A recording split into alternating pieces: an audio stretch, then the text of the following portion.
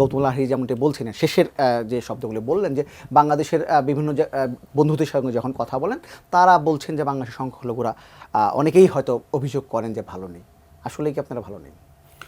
বিষয়টা বলি, আপনি যদি পশ্চিমবাংলার হিন্দুদের কাছে জিজ্ঞেস করেন, পশ্চিমবাংলার হিন্দুদের ওই একই ব্যাপার, মমতা বন্দ্যোপাধ্যায়ের এসে আমরা ভালো নেই, যারা বিজেপি পন্থী আর কি।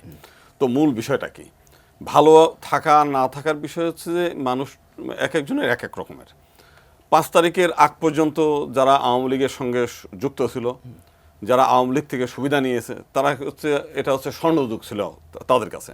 কিন্তু আমরা যারা সাধারণ হিন্দু, যখন আমাদেরকে ভিকটিম তৈরি করে সেই কুমিল্লার সমস্ত পূজা মণ্ডপগুলো একেবারে অগ্নিতে ভস্মীভূত করেছে, চৌমোহনী, চাঁদপুর, যশোরের অভয়নগর, পীরগঞ্জ, রংপুরের পীরগঞ্জ, ঠাকুরপাড়া 2টো গ্রাম জ্বালিয়ে দিয়েছে, এসে সুনামগঞ্জের শাল্লা, চট্টগ্রামের রাউজান, ফটিকছড়ি, হাটহাজারিতে যখন, কিংবা এসে কক্সবাজারের রামু সহ এসে খুলনা শিয়ালি, তখন কিন্তু আমরা এটা নিয়ে খুব বিব্রত বোধ করেছি, মিছিল করেছি, মিটিং করেছি। তখন কিন্তু আমাদের এই আওয়ামী লীগের যারা সঙ্গে যুক্ত তারা কিন্তু চুপচাপ, তারা মানে শেষ পর্যন্ত যখন একেবারেই থাকে না তখন বলছে এটা মন্দের ভালো। যদি ওই তুলনা করেন 5 তারিখের আগের ঘটনা এবং 5 তারিখের পরে, 5 তারিখের পরে যেটা নিয়ে ব্যাপক আলোচনা হচ্ছে, 5 তারিখে বাংলাদেশের কোথাও কোনো মন্দিরে অগ্নিসংযোগ হয়নি। আমাদের ইসকনের যিনি সেক্রেটারি চারুচন্দ্র দাস ব্রহ্মচারী, উনি কিন্তু সাংবাদিকদের, এমনকি রিপাবলিক টিভিকেও বলেছেন যে ওনার 132টি মন্দির আছে, কোনো মন্দিরে হামলা হয়নি।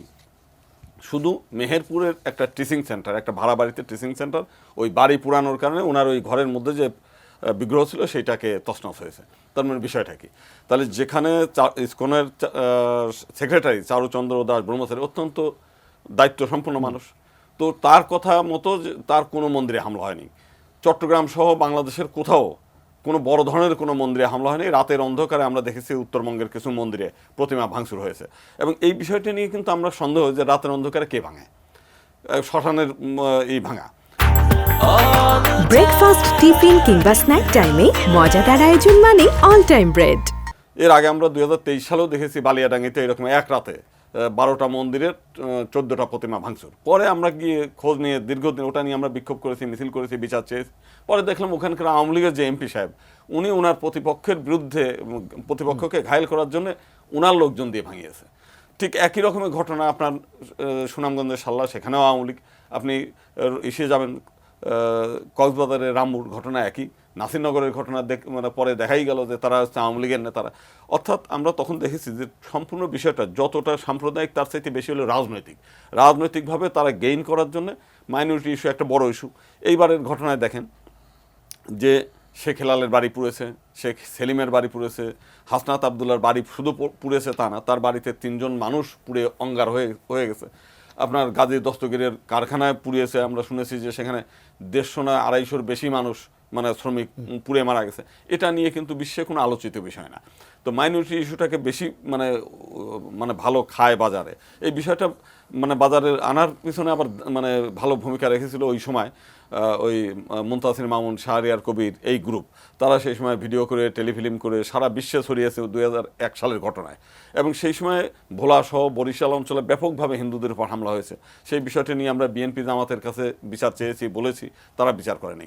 2008 সালে আওয়ামী লীগ ক্ষমতায় আসার পরে সেটা নিয়ে আমরা হাইকোর্টে রিট করেছি। সেই রিটের পরে হাইকোর্ট এখনকার যে বর্তমান রাষ্ট্রপতি, আমাদের মহামান্য রাষ্ট্রপতি শাহাবুদ্দিন সাহেবকে প্রধান করে 3 সদস্য বিশিষ্ট একটা কমিটি করেছিল, এবং তারা সেই সময় 25,000-এর উপরে অভিযোগ তাদের কাছে জমা পড়ে। হাইকোর্ট নির্দেশ দিয়েছিল, তারা ওটার থেকে বাছাই করে মাত্র 5,000 রাখে। তো হাইকোর্ট বলেছিল যে 5,000 জমা দেওয়ার পরে এটা গেজেট করেন এবং এদেরকে বিচারের আওতায় আনেন। আওয়ামী লীগ 15 বছর ক্ষমতায় থাকছে, সেটা বিচার করেনি। তো এই যে বিচার করে নাই, সেটার কারণ জানতে গিয়ে দেখলাম যে তোফায়েল আহমেদ টোটাল অর্গানাইজ করেছে সেখানে।